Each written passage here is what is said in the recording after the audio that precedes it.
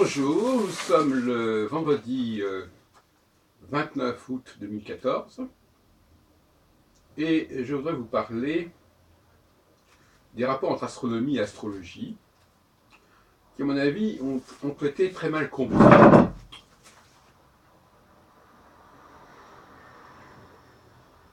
Souvent, quand vous interrogez des astrologues sur ce sujet, dans presque tous les cas, ils vous répondent que l'astrologie est un commentaire, est un logos autour de l'astronomie.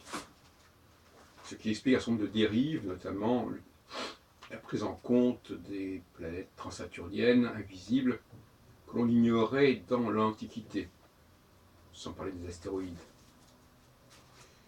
Donc le fonds de commerce, en quelque sorte, de l'astrologie serait, à entendre ces gens-là, un lien, une obligation, un cahier de charge à propos de l'astronomie qui justifierait d'une certaine manière l'existence même de l'astronomie, en montrant ses applications à la connaissance de l'humain. La position que j'ai est diamétralement inverse. Et en ce sens-là, je pense qu'il faut couper, en tout cas relativiser sensiblement le lien entre astrologie et astronomie. Ce que d'ailleurs beaucoup d'astrologues ont compris et avaient compris quand on regarde de près les données.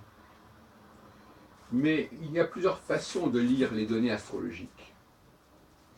Le simple fait, par exemple, de mentionner dans un texte une planète, le nom d'une planète plus exactement, ne signifie pas nécessairement que l'on se sert de l'astronomie. Une sorte de façon de se servir du nom des planètes, comme le font par exemple les astrologues hindous, avec leur dasha, qui attribuent des planètes à des périodes, qui eux-mêmes d'ailleurs ont définies, qui n'ont rien d'astronomique. Mais nous, simplement, on peut penser aux jours de la semaine, qui sont associés à des planètes sans qu'il n'y ait aucun rapport astronomique. On peut même penser au rapport entre planètes et signes zodiacaux, ou planètes et maisons astrologiques, ce qu'on appelle les joies, et dire que voilà, on parle de planètes, mais en réalité, c'est une façon aussi de définir le signe, de définir la maison. La raison pour laquelle la maison 9 est associée à la religion, c'est parce que elle porte le nom de maison Dieu, et qui d'ailleurs renvoie au tarot, et qu'elle est associée avec le soleil. Alors qu'à l'inverse, la lune en maison 3 est associée avec la maison. Donc, il y a une utilisation du langage astrologique qui peut, en fin de compte, être un processus de substitution. C'est-à-dire qu'on n'a pas envie de regarder le ciel, pour ces raisons-là, on n'en a pas la possibilité aussi bien, mais on a envie de se servir d'une certaine symbolique. C'est ce qu'a bien compris Éthéla en 1785 dans son Astrologie du livre de Thoth, ou tout au long du XIXe siècle, des gens comme Paul Christian, comme Élistar, etc., qui prônent une astrologie qui utilise des textes astrologiques, qui utilise des noms de planètes, mais qui ne va nullement regarder les éphémérides. Et cette rééphéméridisation de l'astrologie qui se produit à partir du milieu du XIXe siècle, j'en ai parlé récemment, à partir de 1845, dans le grand jeu de société Pratique secrète de Mademoiselle Lenormand,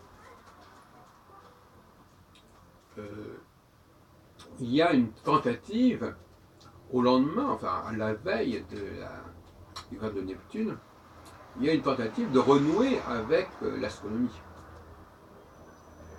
Et d'ailleurs, à l'époque de Ptolémée, on peut aussi penser que la tétrabule est aussi une tentative de renouer avec l'astronomie. Et même lorsque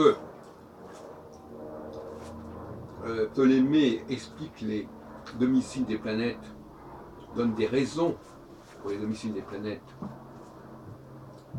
du fait de la distance respective des planètes par rapport au Soleil, ou de leur vitesse de révolution, bah, il ne fait pas vraiment de l'astronomie.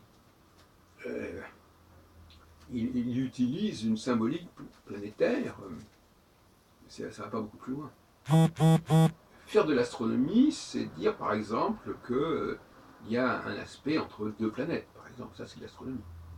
Quand ces deux planètes sont véritablement en aspect astronomiquement parlant. Mais là, je fais une petite digression. En réalité, je voudrais aller au cœur de mon sujet, à savoir le problème de l'origine de l'astrologie, l'origine du projet, la raison même du projet astrologique.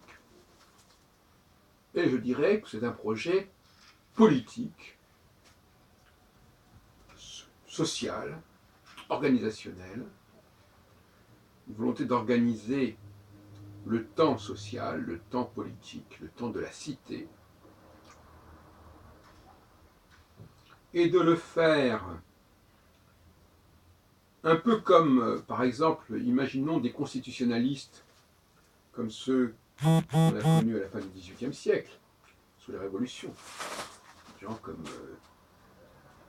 Sieyès, des gens qui ont pensé l'ordre social, l'ordre politique, et qui ont rédigé des constitutions. Et nous savons que nous sommes actuellement sous la Ve République, qui dépend de la Constitution de 1958, avec des amendements, notamment ceux de 62, et puis plus par la suite ceux sur le quinquennat, qui ont modifié d'ailleurs cette Constitution dans son esprit. Eh bien, ces constitutionnalistes auraient pu...